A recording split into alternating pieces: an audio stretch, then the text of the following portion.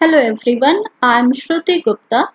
अपने पिछले वीडियो में हमने देखा था अलग अलग टाइप के नंबर सिस्टम जैसे decimal, octal, binary and hexadecimal number system को समझा था।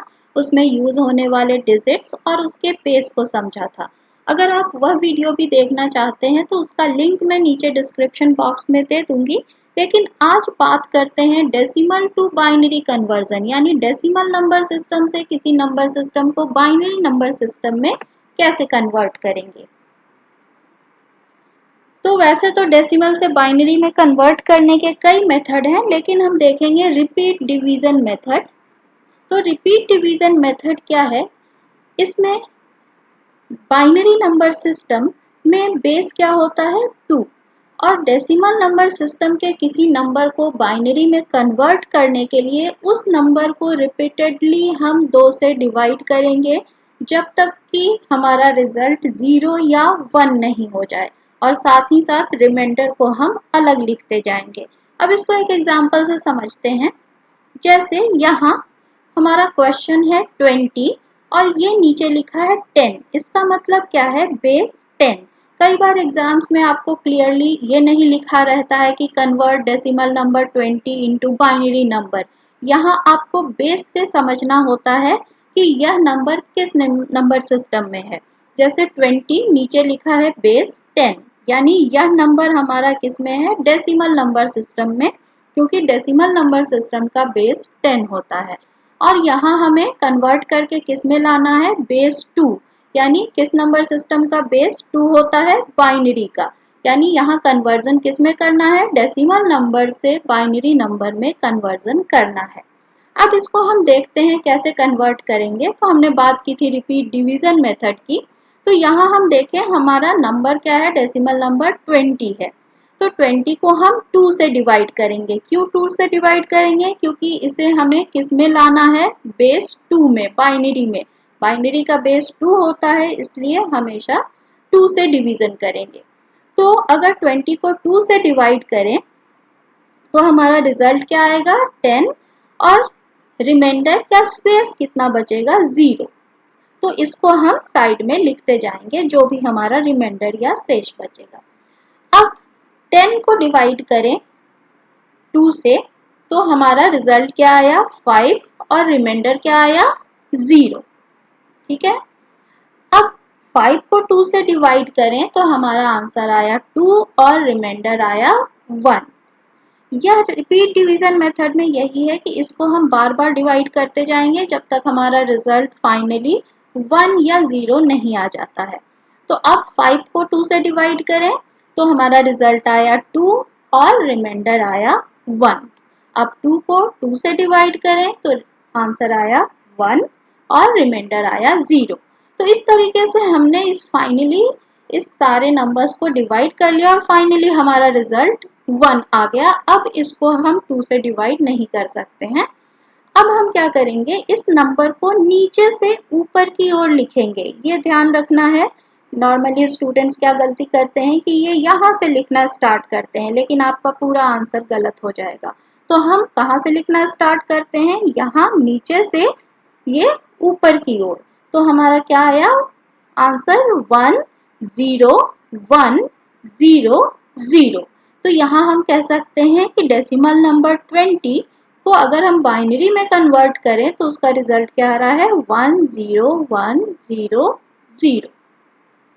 ओके। अब हम एक और एग्जांपल देख लेते हैं। जैसे यहाँ 17 है, बेस 10 यानी डेसिमल नंबर है, जिसको हमें किस में कन्वर्ट करना है? बेस 2 में, यानी बाइनरी में।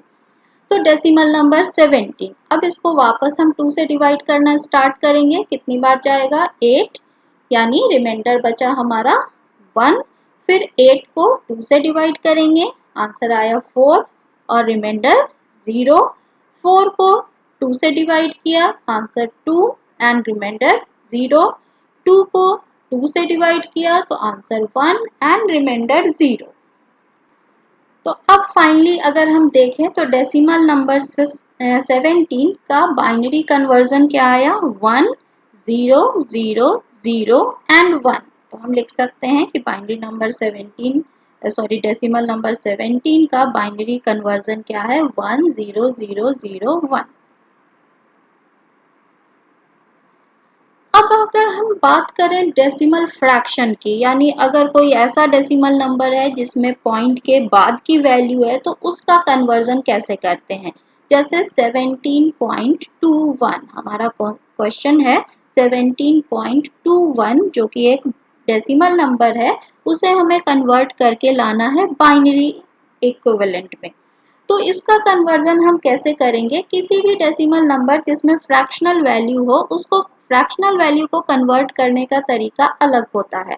तो यहाँ हम पहले देखेंगे पॉइंट के पहले वाली वैल्यू को अलग मेथड से कन्वर्ट करते हैं और पॉइंट के बाद वाली वैल्यू को अलग मेथड से कन्वर्ट करते हैं। जैसे यहाँ क्या है 17 हमने पिछले एग्जाम्पल में अभी देखा है कि 17 का बाइनरी कन्वर्जन क्या आया 10001।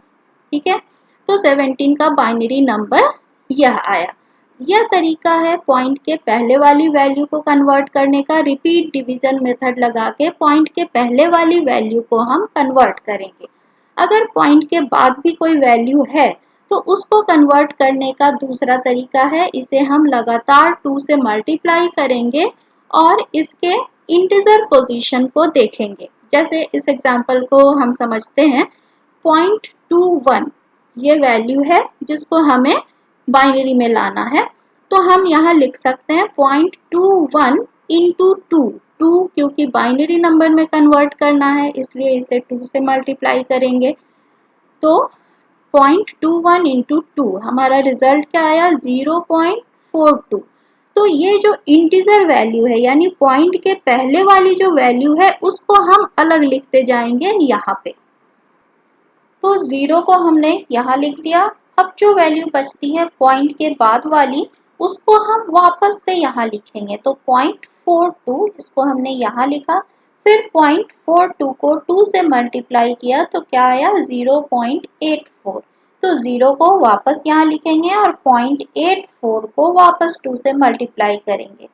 तो 0.84 इंटू 2 इज 1.68।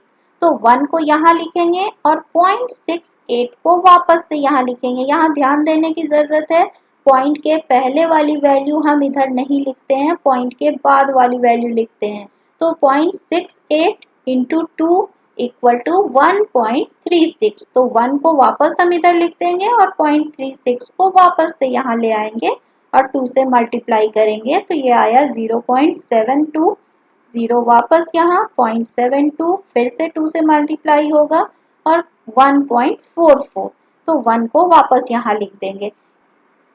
वैसे तो माना जाता है कि इस तरीके से फ्रैक्शनल नंबर को 2 से तब तक मल्टीप्लाई किया जाता है जब तक पॉइंट के बाद 000 वैल्यू नहीं आ जाए या पॉइंट के बाद कोई नंबर नहीं बचे, 0 रह जाए, यानी ये नंबर होल नंबर में कन्वर्ट हो जाए। लेकिन कई बार ऐसा पॉसिबल नहीं होता है तो हम क्या करते हैं 5, 6 या 7 बार 2 से मल्टीप्लाई कर लेते हैं और जो भी रिजल्ट आता है या अप्रॉक्स होता है।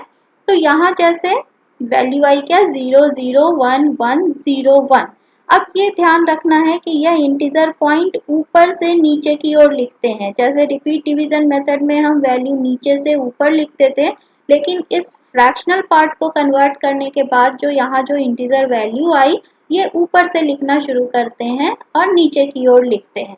तो इस नंबर में देखें अगर हम तो हम 2 से मल्टीप्लाई फिर से करते जाएं, अगर फिर भी उम्मीद नहीं है कि यह 0 में रिजल्ट आ जाएगा, पॉइंट के बाद 0 वैल्यू आ जाएगी, इसलिए हम इसे 5, 6 या 7 बार मल्टीप्लाई करके छोड़ देते हैं। यह अप्रॉक्स वैल्यू है। तो अगर यहाँ देखें तो हमारे पॉइंट के बाद क्या वैल्यू आ रही है, ये रिजल्ट आ रहा है हमारा। तो हमने कैसे लिखा है 0 0 1 1 0 एंड 1। तो आप देख सकते हैं कि 17.21 डेसिमल नंबर का बाइनरी इक्विवेलेंट है या यह अप्रॉक्स है क्योंकि पॉइंट के बाद वाली वैल्यू इसके भी आगे जा सकती है। 10001.0011101। तो यह हमारा डेसिमल फ्रैक्शन को कन्वर्ट करने का तरीका अलग है। अगर कोई डेसिमल वैल्यू दो पार्ट में है तो होल नंबर को हम ऐसे कन्वर्ट करते हैं और पॉइंट वाली वैल्यू को ऐसे कन्वर्ट करते हैं। अब मैं आपको कुछ एक्सरसाइज क्वेश्चंस दे रही हूँ। इस वीडियो को आप पॉज करें और इन क्वेश्चंस को सॉल्व करने की कोशिश करें और आप इसका रिजल्ट कैलकुलेट करें।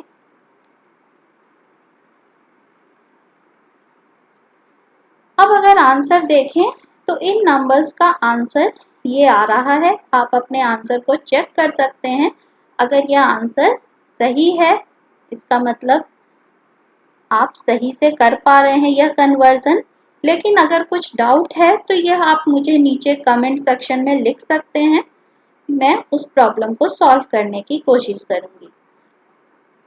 तो यह वीडियो अगर आपको समझ आई तो इसे लाइक, शेयर एंड सब्सक्राइब करें। साथ ही अपने नोटिफिकेशन बटन को ऑन करें क्योंकि आगे की सीरीज में हम और भी नंबर कन्वर्जन्स को देखेंगे। Thank you.